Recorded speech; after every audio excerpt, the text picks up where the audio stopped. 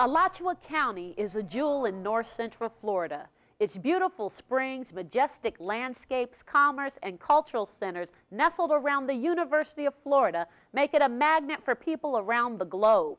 But how many Alachua County residents know about the early history of the area? How many people know about the planters and farmers who filtered in after Andrew Jackson and General Edmund P. Gaines fought wars in an effort to remove the Seminole Indians from the area? Finally, how many people know about the population of enslaved Africans who were treated like property and who were forced to labor, yet made it possible for Alachua County to grow? This true story is dedicated to those laborers. Who were they? Where were they from? How did enslaved residents of Alachua County arrive here, and what did they do when they were free? Today we will explore their story and move it from the shadows of history.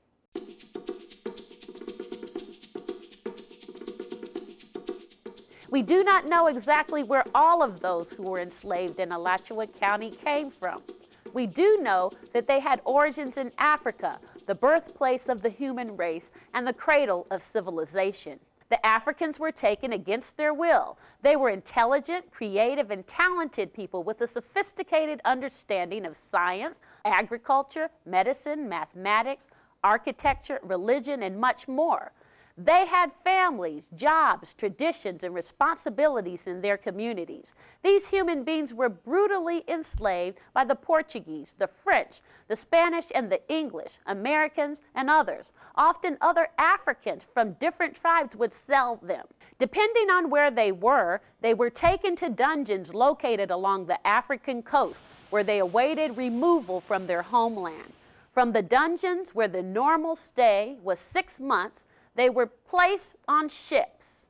For most of the journey, these human beings were tied below deck, laid out in such a way as to squeeze in as many people as possible. They were treated like cargo. The conditions were horrifying. Many did not survive the journey. The ships transported the enslaved Africans to places all over the world. The descendants of these Africans make up what is known as the African diaspora, or the dispersion of people throughout the globe. Africans were taken to many destinations, including America. Some were eventually taken to Alachua County. They were sold on auction blocks to the highest bidder. Families were often separated for life. So how did Africans arrive in Alachua County, Florida?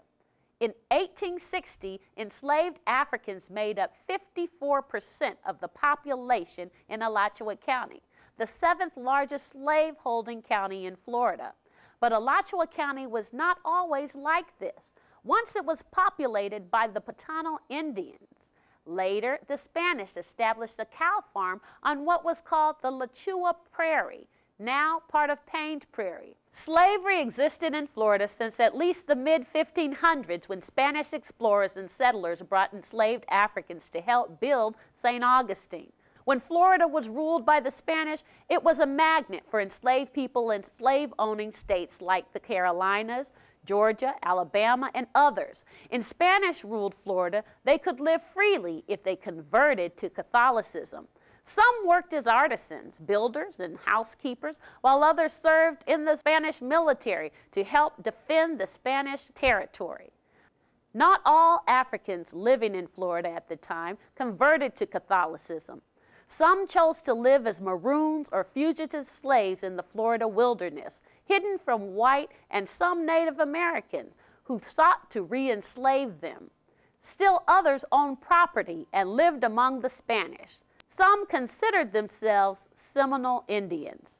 Some of these people lived right here in Alachua County. The African-Seminole Indian relationship was complex. Some of those Africans were enslaved by Indian Seminoles, while others married, worked with, and fought alongside the Indians. Seminoles like Negro Abraham, Jumper John, and Ben Bruno were a few of the blacks who served as translators and counselors to the Seminole chiefs during the 1800s. The Spanish ceded Florida to the British in 1763 after signing the Treaty of Paris.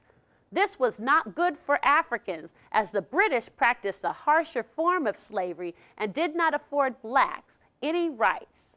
By the end of the American Revolutionary War, British planters fled the state, and Spain was again in control of Florida. When the British left, they left some enslaved laborers behind. In an effort to increase the population, Spanish and non-Spanish settlers were allowed to settle in Florida. This time they did not have to convert to Catholicism, and they were allowed to bring their families and enslaved laborers. As an extra incentive, they were given 50 acres for each person that they brought to the territory, free or enslaved. This and the importation of hundreds of additional slaves contributed to a steady increase in the numbers of enslaved people in Florida. 1800 to 1860 can be described as a key period of enslavement in Alachua County. This period saw a marked increase in the planters and the establishment of Florida as a territory and eventually a state of the United States of America. It also saw the founding of Alachua County and the establishment of the county seat in Gainesville, so that planters and farmers could benefit from the new railroad line, a key development in making Alachua County one of the top producers of Sea Island cotton. The fact that Alachua County has an area called Arredondo in today's Gainesville does not hint about the life lived by the man that the area is named after, Don Fernando de la Maza Arredondo. He, like many others, was in the business of buying and selling Africans. In 1817, Arredondo was given 289,000 acres of land by the King of Spain for his service in the defense of St. Augustine. This land includes what we call Alachua County today. Early Alachua County settlers like Moses Elias Levy moved to the area to begin different projects, not the least of which was growing sugarcane. Levy, the father of future Congressman David Levy Yulee, reportedly moved to Alachua County in 1821 to build a utopian refugee colony for Jewish families in north central Florida. Whatever his level of success with that project, he was a buyer and seller of enslaved Africans in the name of growing and selling sugarcane. Despite all of the significant changes that took place in Alachua County, the three Seminole Wars stand out as the defining moments in the direction that the county would take. Because the Seminoles were living independently on their land, the Americans were nervous. Alachua County planters and farmers, threatened by the presence of Seminole Indians and the Africans living among them, wrote a letter to President Andrew Jackson in January of 1832. It read, "The subscriber citizens of Alachua County respectfully represent that the present situation of the county and its inhabitants induce them to request that a company of U.S. troops may be ordered from Cantonment, Brook, Tampa Bay, or some other station to Camp King near the Seminole Indian Agency to suggest as reason, therefore, that there are a much larger proportion of slaves than white persons owned by the citizens within 30 miles of the northern boundary of the Seminole Indian Nation, and more than 1,600 Indian warriors and 1,100 slaves belonging to the Indians, many of whom are traversing the county night and day." By 1845, Florida became a state. This must have been great news for the early planters who had already established themselves in Alachua County. It meant United States protection.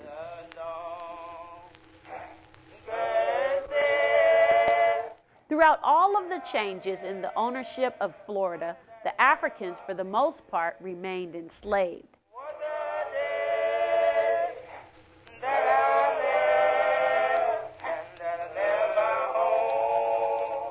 I am standing in front of the Noonensville Cemetery.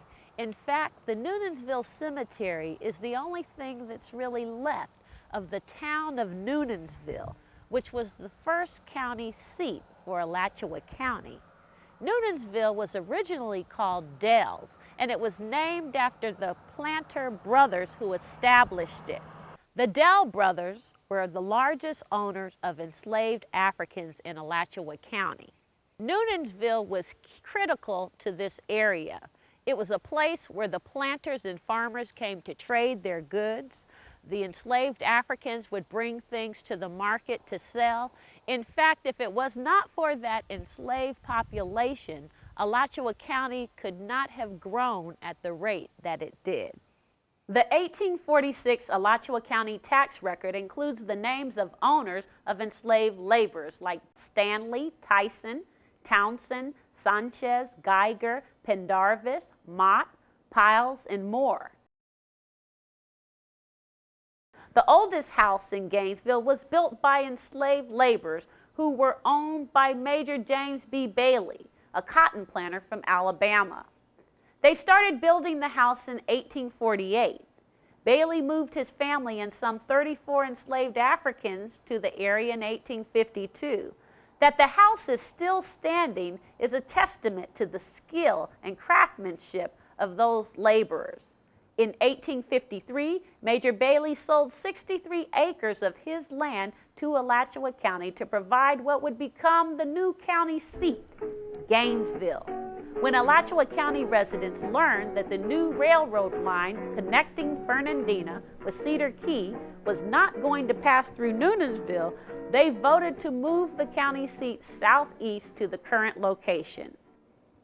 The railroad, which was funded by David Yulee, was critical to the growth of Alachua County because it provided a way to transport all of the cotton, vegetables, and other items that enslaved laborers grew, harvested, packed, and delivered to trains. Corn, cattle, hogs, sheep, cotton, sugarcane, indigo, vegetables, and more. The unpaid labor of enslaved Africans was responsible for the rapid and prosperous growth of Alachua County. By the 1850s, Alachua County was bustling. Planter and farmer families attracted by the land and weather began to move here. The 1850 census lists 112 owners of enslaved laborers. Most of them owned one enslaved African. The Dells and the Stanleys owned the most. You got to move, you got to move, you got to move, you got to move. For when the Lord gets ready, you got to move. Alachua County was a magnet for planters in northern slave-owning states. Many of those planters came from South Carolina. They saw Alachua County as a place where they could buy land, a place that was beautiful, and a place that had awesome weather. So many of them packed up their families and they made the trek to Alachua County. Now imagine what that journey must have been like for those families and especially for those enslaved laborers, many who had to walk that distance. The Hale family was one of those planting families that moved here to take advantage of the great weather and the availability of land. And they settled on this property right here. And they built this home, which is 6,200 square feet.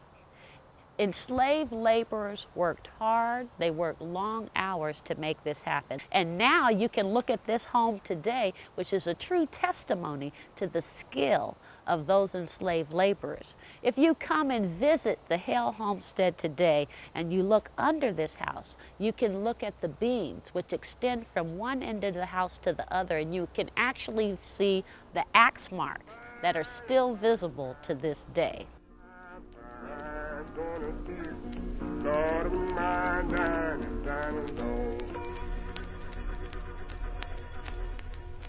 I'm standing in the Kanapaha Cemetery, which is one of the earliest cemeteries in Alachua County. Right now we're in the Hale family plot, where you have Thomas and Serena Hale buried along with their children.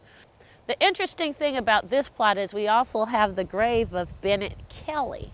Bennett Kelly was just a boy when the Hale family moved to Alachua County.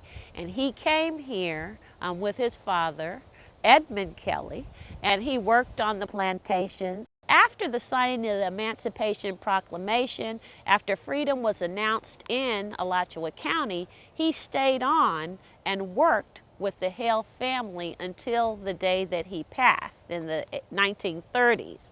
Serena liked him so much and considered him to be a part of the family, and she said that she wanted him to be buried in the family plot. And that's where he is buried today, in the Hale family plot at the Kanapaha Cemetery.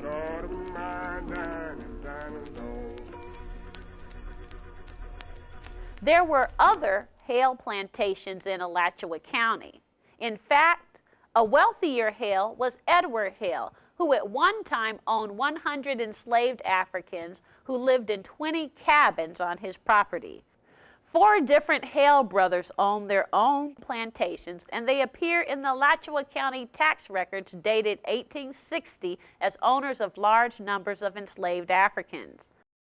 Enslaved laborers were owned by people like the William family, the Hale family, the Thomases, the Chestnuts, the Mathesons, the Boatnights, the Ramseys, and a whole host of families owned plantations, and they came and settled here in Alachua County, and they created new lives on plantations that were located in the northern areas, the southern areas, to the east and to the west.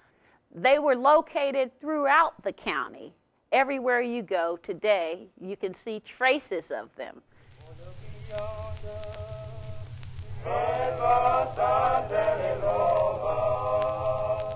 I am in Jonesville, Florida right now on property that was owned by P.B.H. Dudley and the Dudley family. P.B.H. Dudley, the family patriarch, was among some of the key planters and farmers who lived in the area. On the 1860 census, we see that the Dudleys owned at least 29 enslaved people, and all of them were mulattoes. Enslaved people did not have any rights of their own. They could be beaten, worked, and sold at will. A few had more positive relationships with their owners. Nevertheless, the fact that they were bought and could be sold at will clearly illuminated their degraded status. Today, all that remains of the bustling plantations and farms are trees, grass, and other elements from nature that have crept over the spaces where enslaved laborers left blood, sweat, and tears. A few antebellum houses or portions of houses still stand as a testimony to that era. In fact, there has often been more of a focus on the houses and structures than on the Africans who labored in their shadows. There were no cameras or tape recorders available to document the millions of stories from men, women, children, and elders trapped in the system of slavery. Only in the wind might you hear the collective voices or whispers from the families that were torn apart, the women who could be raped at will, the many people who could be beaten for not following orders or for no reason at all. Some families passed down information through oral histories, while other families learned nothing because the subject was too painful for their relative to share. Selena Rollins, shown in this photo from the Micanopy Historical Society, was enslaved by the Rollins family in Micanopy. This picture was taken after slavery, but it demonstrates the kind of clothes that some of the enslaved women would wear. Men would wear trousers and shirts if they had them. Enslaved people were expected to wear the same clothes over and over again. Some had shoes, but most did not. The enslaved women were seamstresses, quilters, who provided clothes for everyone on the plantations. They also sewed for the planter families. These laborers did every type of work you could imagine. They essentially ran the farms and plantations on which they worked. They were builders, midwives, healers, carpenters, child care providers, animal handlers, inventors, blacksmiths, cooks. The list goes on. They are most known for their work as agriculturalists.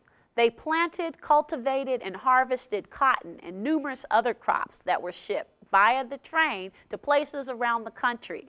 When white planters or farmers faced financial difficulty, they often sold off one of the enslaved laborers to get out of debt. Contrary to what some people have suggested, Africans were not happy and content to live out their lives as slaves. Captain, keep on hollering, hurry, oh Lordy, I'm gonna take my time. Oh, good God Almighty, man. They resisted in numerous ways. One way was not to do their assigned work. Another form of resistance was that they would do the work slowly. Some ran away from plantations to live as maroons. They'd run and live with the Seminoles, or sometimes they'd run to a state where they believed they could live freely.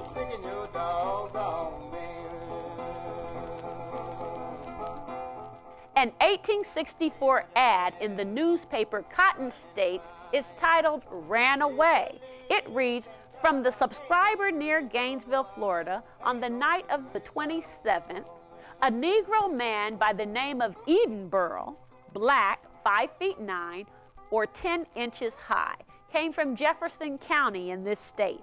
I will give a liberal reward for his delivery to me or lodge in jail so that I can get him." James Whaley, June 4th, 1864. Another 1864 Cotton State newspaper ad was placed by none other than Madison Stark Perry, a big planter in Alachua County. He was offering a $400 reward for the capture and deliver of Tillman and Andy, who ran away from his plantation near Micanopy. By 1860, Alachua County had the third largest number of owners of 30 or more enslaved laborers in Florida. Most white residents of the day supported the institution of slavery because it was good for their lives and the economy of their communities. In his letter to the editor of the Tallahassee Sentinel, the former territorial governor of Florida, Richard Call, wrote, "The institution of African slavery has become the great agency of civilization. It is feeding the hungry, clothing the naked, and administering to the wants and necessities of the whole civilized world. It is sending commerce and civilization to barbarous tribes and carrying Christianity into heathen lands." Debates about the merits of slavery took place all the time. Most white Alachua County residents had come to rely on the benefits of the system of slavery, which gave them more rank over blacks. Many things contributed to the start of the Civil War. One factor was the election of Abraham Lincoln to the presidency of the United States. Southerners, for the most part, had come to rely on the labor of enslaved Africans, and they felt that their livelihood was threatened. Africans looked forward to the possibility of being free. Alachua County fully supported the Confederate cause when Florida seceded from the Union. The county was the site of a few battles during the Civil War. It was a storage site for cattle, corn, rice, and other food that the Confederate soldiers might need.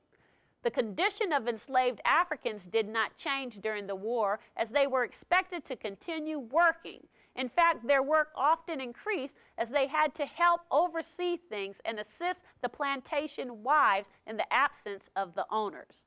Some enslaved Africans ran away. Sometimes their masters rented them out to the Confederate cause. Still, others registered to fight for the Union. An article written about one of the 1864 skirmishes appeared in the Chelsea Telegraph.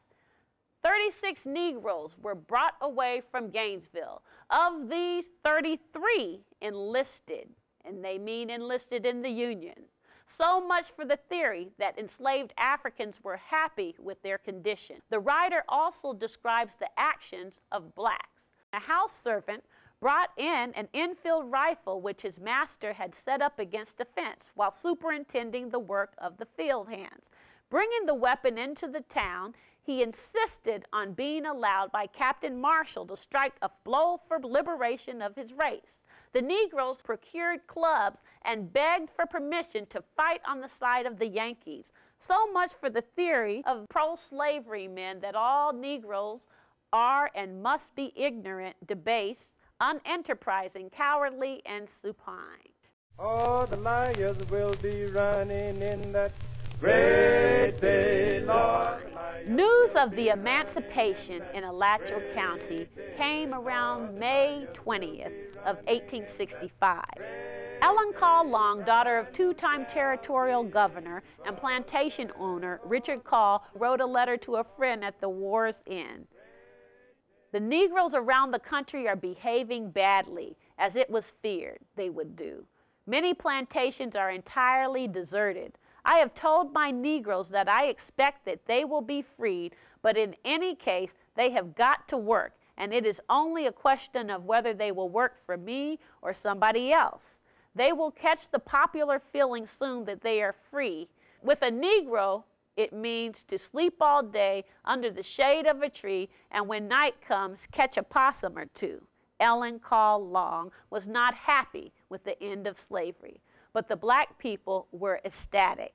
This is not to suggest that they were entering a time when things would be easy, but it is to say that some of the obvious traces of slavery had been removed. When news of freedom reached the blacks, some immediately left plantations and they couldn't wait to get away. Others chose to remain on plantations where former owners sometimes allowed them a place to live and land to raise food in exchange for helping with the crops. They stayed on at plantations and paid a fee to the landlord, who was often their former owner. Some of the blacks could not get away from the plantations fast enough. They left to search for family members who may have been left behind at an earlier time. Husbands searched for their wives. Women tried to find their children. Those who remained on in Gainesville established vital institutions such as the Union Academy, Mount Moriah Baptist Church, Fort Clark Baptist Church, Mount Pleasant United Methodist Church, and others. They also established institutions like the Rising Sun Lodge and other benevolent associations. At some point, blacks in Alachua County began to have Emancipation Day picnics on or around May 20th to celebrate their newfound freedom. A few communities in Alachua County still celebrate. Some of the descendants of enslaved people continue to use the names passed down to them by their ancestors or by the family members or owners on whose plantations their ancestors labored. Other families immediately dropped or changed their names. Henry Frederick Willis, the father of Ida Anderson, was 9 when slavery ended. She said, "I think they picked Willis out of the clouds." And that's what many of those enslaved laborers did. They simply made up names rather than carry on those old surnames. Another significant thing that took place during this period of Reconstruction was that black males were given the right to vote. They were the majority in the city of Gainesville. They were the majority in the Alachua County, and so they won many of the elections, if not most of the election.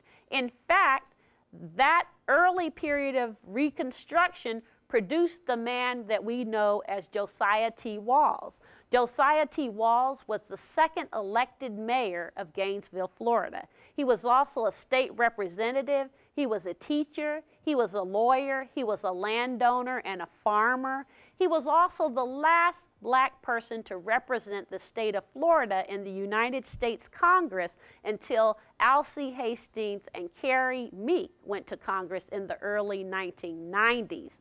But there were also other black people who were elected to different offices. There were justices of the peace, there were county commissioners, and many more. Blacks who were enslaved in Alachua County prayed, worked, resisted, and had the fortitude to pass on a culture of excellence and beauty. They were vital to the growth and development of Alachua County, and their story must continue to move out of the shadows of plantations so that a more complete story of Alachua County may be told.